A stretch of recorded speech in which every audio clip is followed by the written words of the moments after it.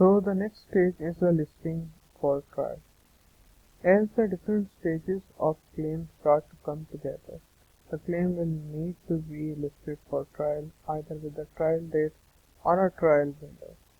So when all of the pre-trial stages have been completed, a date shall be given for the start of the trial. We will also learn in the future lectures about the pre-trial checklist and pre-trial reviews. Then the court will actively manage the case and ensure that all the directions have been complied with. The objection will be to prevent the trial being adjourned at the last minute due to lack of preparation. After that, the trial starts. The next stage is the trial. Only a small percentage of civil cases do come to trial because of the settlements and pre-action protocols.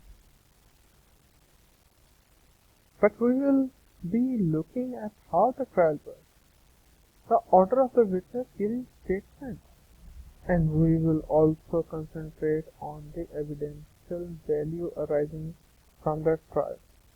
What questions can be asked of a witness?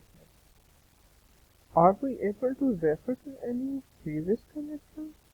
What happens if the witness does not respond favorably to the questions put to them on the cross-examination? Are they a hostile witness? Yes, they are. Then comes the assessment of the cost. The basic principle of the civil proceeding is that loser will pay the winner's legal costs.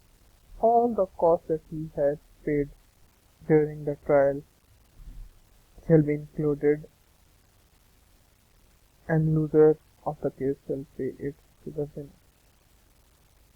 Therefore, the cost order can only be decided once a judgment has been given to and who is the winner. So after the trial has been completed, the winner party shall gain all the costs that he has or she has put during the trial. There are also methods of asserting those legal costs incurred and whether or not they were incurred reasonably and proportionately towards the beginning of the course.